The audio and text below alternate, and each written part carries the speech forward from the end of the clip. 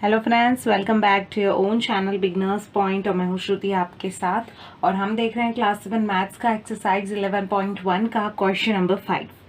Question को बहुत ही ध्यान से हमें पढ़ना है क्योंकि क्वेश्चन थोड़ा सा हमें समझना बहुत ज़रूरी है। अगर क्वेश्चन को हम एग्जैक्टली समझ जाएंगे कि हमें क्या कहा गया है तो हम आसानी से इसे सॉल्व कर सकते हैं।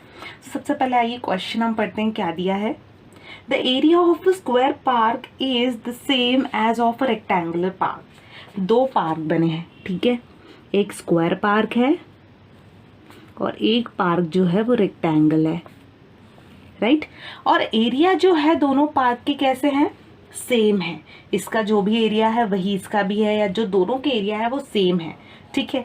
If the side of square park is 60 metre, अगर एक साइड 60 मीटर है इस स्क्वायर पार्क की और लेंथ जो है रेक्टेंगुलर पार्क की वो 90 मीटर है, तो आपको क्या फाइंड आउट करना है? ब्रेथ फाइंड आउट करना है इस रेक्टेंगुलर पार्क की।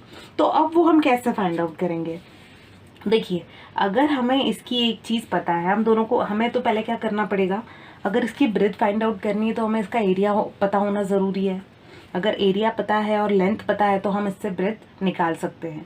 और इसका एरिया कैसे निकलेगा? क्योंकि स्क्वायर का एरिया भी इसके बराबर ही है, तो अगर स्क्वायर का एरिया हम निकाल सकते हैं तो हम रेक्टेंगुलर पार्क का एरिया वही ले लेंगे, क्योंकि दोनों एरिया कैसे हैं? सेम है। तो हम क्या करेंगे, यहाँ पर स्क्वायर की सिर्फ एक साइड दी है लेकिन इसका यूज़ करके हम एरिया निकाल सकते हैं उस स्क्वायर का।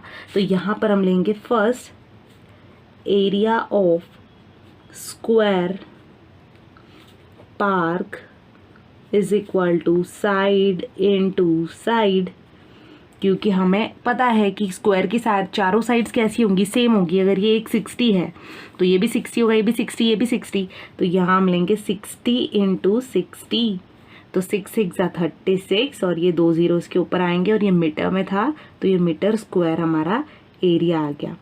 अब आपको एक बात बता दूं कि ये एरिया किसका आया है? स्क्वायर पार्क का। लेकिन उन्होंने क्या बोला है कि area of square park is same as a rectangular park.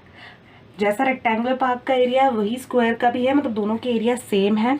मतलब यहाँ क्या हो गया? Hence area of rectangular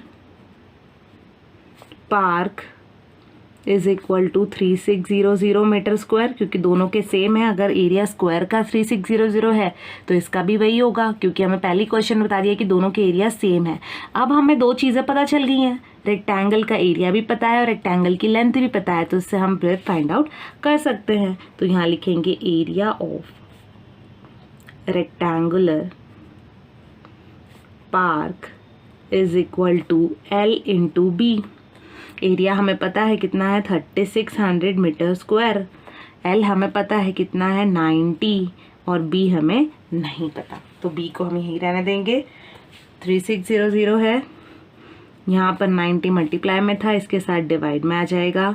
B हमारा एज इट इज़ रहेगा, राइट। 0 0 कैंसिल हो गया, 9 1 ज़ा 9 और 9 4 ज़ा 36, और ये 0 हमारा साथ में आएगा। तो यहाँ पर क्या हो गया? 40 जो है 40 मीटर हमारी ब्रेथ आ गई। फाइंड आउट कर दिया हमने ब्रेथ की वैल्यू, कितनी आई? 40 मीटर। कैसे आई? बहुत ही आसान था। हमें बताया था दोनों के एरिया सेम है, एरिया सेम थे और हमें फाइंड आउट करना था रेक्टेंगल की ब्रेथ को। रेक्टेंगल की ब्रेथ को फाइंड आउट करने के लिए हमारे पास में एरिया होना बहुत ज़रूरी था रेक्टेंगल का। अब वो हम कैसे फाइंड आउट करते? तो वो हम स्क्वायर के एरिया से फाइंड आउट करते, क्योंकि हमें पहले ही बताया कि दोनों के एरिया सेम है। अब स्क्वायर का एरिया कैसे निकलेगा? तो स्क्वायर का एरिया निकालने के लिए सिर्फ साइड की ज़रूरत थी जो हमें ऑलरेडी दी हुई थी। हमने उस साइड का यूज़ करके स्क्वायर का एरिया निकाला, और जो स्क्वायर का एरिया था वही एरिया रेक्टेंगुलर पार्क का भी था, तो हमने इसी को रेक्टेंगुलर पार्क का एरिया कंसीडर किया और इसका और लेंथ का यूज़ करके हमने ब्रेथ की वैल्यू फाइंड आउट कर ली। बहुत ही आसान था क्वेश्चन, सिर्फ समझना था हमें कि हमें एग्जैक्टली क्या करना है और क्या फाइंड आउट करना है, राइट। तो यहाँ पर क्वेश्चन नंबर 5 जो है हमारा कंप्लीट होता है। फॉर द क्वेश्चन को हम अपने अगले वीडियो में कवर करेंगे। Thank you so much. Thanks a lot.